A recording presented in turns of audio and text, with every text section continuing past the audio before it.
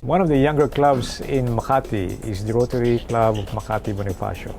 And today we have its past president, Lawrence Tato, who served as club president in 2006-2007. Welcome to the program, Lawrence. Thank you, Bob. When you were president in 2006-2007, I'm sure you had significant projects that helped serve the communities. Can you tell me about these projects and how it created significant developments in the communities that you serve? Even before I became president for 2006-2007, I have already built up in my mind what can I do when I become president. I have conceptualized 4 significant projects for the club, which I believe would have significant impact, not only on our club, not only in the community where we are, which we have adopted, but also nationwide. And one of these project that I have conceptualized, of course, with the support and help also of past presidents and my officers and members of the club, is the search for the most outstanding revenue district officer of BIR nationwide. And another significant project that we have initiated for that year is the value formations for the young, which we have also accomplished. And the adoption of the indigenous people and barangay bayan-bayanan in the Nalupihan, Bataan, which was adopted also by our club during that time.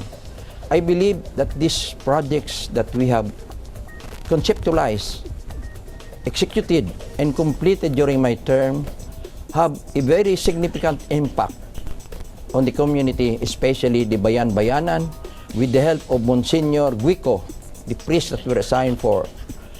We have established a store above the mountain, about 3,000 feet above sea level, to support the livelihood of the ITA.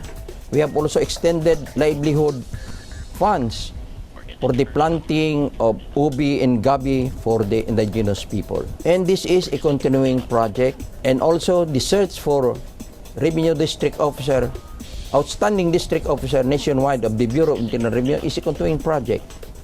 We have our first awarding in March 30, 2007, which yourself, Gob, were the chairman on that occasion.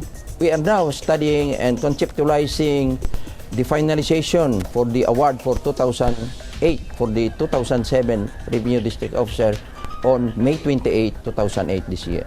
You know, one of the important projects which I have seen so far in Rotary is recognizing individuals, no? And truly that you have made an impact to the men and women of our internal revenue, because as you all know that revenue is an important source for our country. And this project which you have started during your term, you mentioned that you will continue. This will be continued by your club. Well, how are you supporting the project? Because I know it requires funding.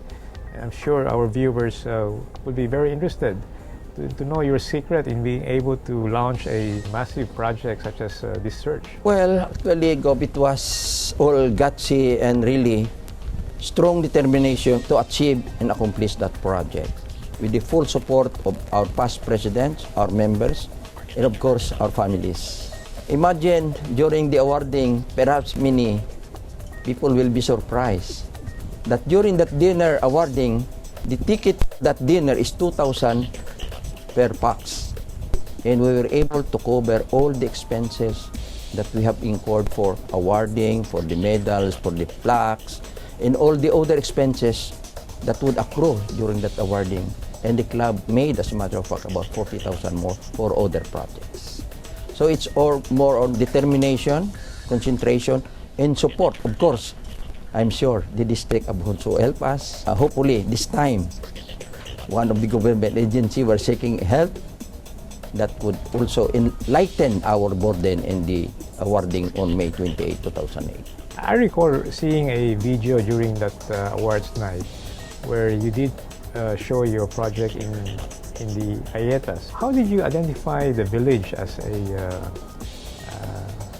to be adopted by your club? One of our members, Director Evelyn Buenaventura, San Buenaventura is also from that place, suggested to us to visit one day the area.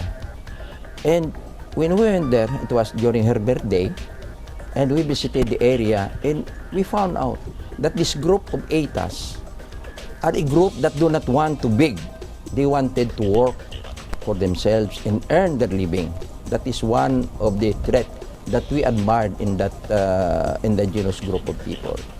So when we realized these things, we talked with their head, the barangay captain, Antonio Manuel, Father Guico, Monsignor Guico now, the priest in charge for the indigenous people for the province of Bataan, and also Chieftain Salunga of the whole tribe of the Itas for Bataan. We realized that these people need really our help.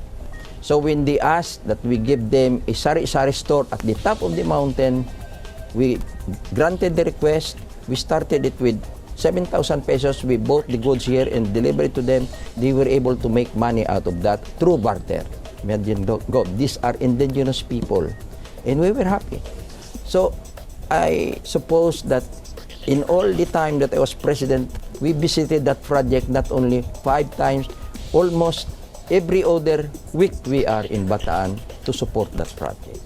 It is really heartening to learn that people like them really appreciate the help of people, especially from Rotary. Rotary is not only for show up, it's not only for fellowship, but it is more on service to fellow men, especially the least privileged. Lawrence, why did you join Rotary?